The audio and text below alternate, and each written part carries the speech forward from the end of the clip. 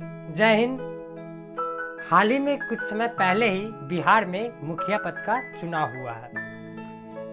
कोई भी व्यक्ति किसी को मुखिया पद के लिए वोटिंग करता है तो वो यही सोचकर कर रहा होता है कि ये हमारे क्षेत्र को अवश्य उन्नति की ओर ले जाएगा। पहले तो आप इस बात को समझिए कि आप कहीं भी रहते हो, आपका ये मौलिक अधिकार हो जाता है, आपका ये मौलिक कर्तव्य होता है कि आप अपने मूल कर्तव्यों को जानें। आप जिस समाज में रह रहे हैं उसके बारे में जानना आपके लिए बेहद जरूरी है। यदि आपके पंचायत का मुखिया चाहे कोई भी हो ठीक से कार्य नहीं कर रहा हो, अर्थात आपके गांव का विकास ना करके केवल अपना पेटी भर रहा है, तो क्या आप जानते हैं कि उस व्यक्ति को भी मुखिया के पद से समय से पूर्व ही हटाया जा सकता है। अर्थात उनके कार्य अवधि से पहले ही उनको उनके पद से निर्वासित किया जा सकता है और उससे और कोई नहीं, हम और आप भी उसे हटा सकते हैं। जी हाँ, किसी भी मुखिया को उस पंचायत की जनता द्वारा उनके पद से 5 वर्ष पूर्व होने से पहले ही निर्वासित किया जा सकता है और ये संभव है। आइए जानते हैं कैसे। इसके केवल और केवल 2 ही रास्ते। पहला तो ये कि वहां का मुखिया स्वयं त्याग पत्र दे दे, जिसके चांसेस ना के बराबर है।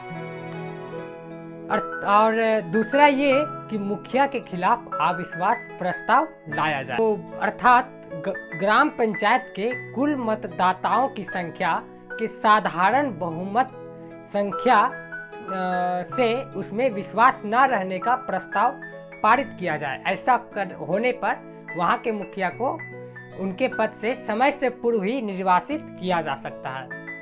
और ऐसा तभी संभव है जब पंचायत के लोगों का एक विशेष बैठक बुलाया जाए। तो इसके लिए इसका पहला पायदान ये है कि ऐसी विशेष बैठक है तो ग्राम पंचायत के कुल मतदाताओं का न्यूनतम 5वां भाग, अर्थात कुल मतदाताओं का 20% मतदाता एक आवेदन में हस्ताक्षर करके जिला पंचायत पदाधिकारी से ये अनुरोध करेंगे कि मुखिया के खिलाफ अविश्वास प्रस्ताव लाने के लिए एक विशेष बैठक बुलाया जाए।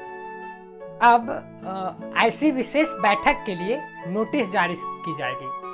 फिर जिला पंचायत राज पदाधिकारी बैठक की नोटिस जारी होने की तिथि के 15 दिन के भीतर ही विशेष बैठक का आयोजन करेंगे। और जाहिर सी बात है कि इस बैठक का कोई ना कोई तो हेडिंग ऑफिसर होगा। तो इस बैठक की अध्यक्षता जिला पंचायत राज पदाधिकारी द्वारा ही की जाएगी। और इस विशेष बैठक में यदि मुखिया के खिलाफ अविश्वास प्रस्ताव साधारण बहुमत अर्थात सिंपल मेजोरिटी से पास होती है तो मुखिया को उनके पद से हटा दिया जाएगा। अब साधारण बहुमत का मतलब क्या? साधारण बहुमत है क्या?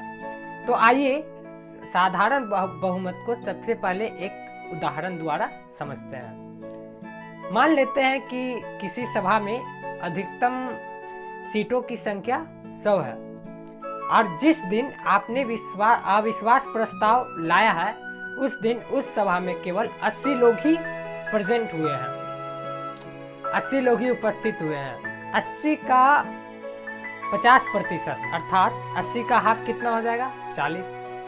तो 40 प्लस 1 कुल 41 लोगों ने यदि अविश्वास प्रस्ताव के पक्ष में वोटिंग किया तो इस बहुमत को साधारण बहुमत कहते हैं। अतः साधारण बहुमत का मतलब उस बुलाई गई बैठक में जितने लोग उपस्थित हुए हैं उनमें से 50% प्लस 1 का वोटिंग अविश्वास प्रस्ताव के लिए होना चाहिए।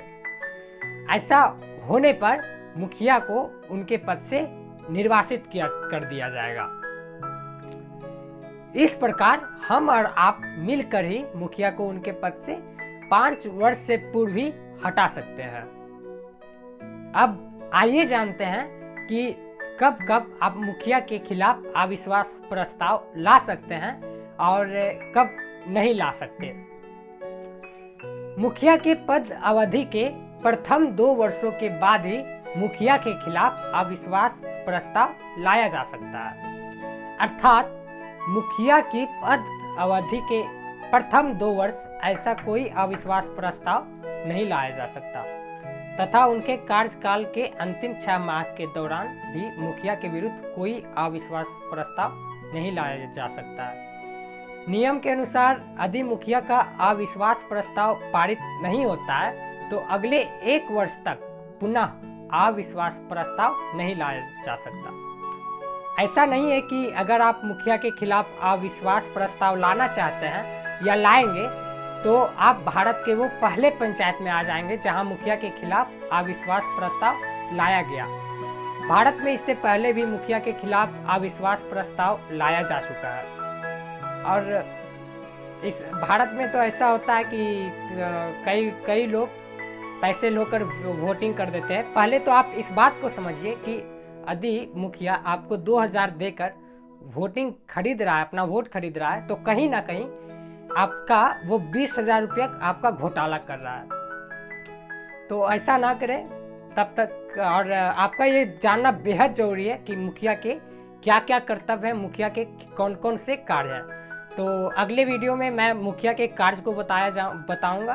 तब तक मिलते हैं अगले वीडियो में, तब तक के लिए जय हिंद।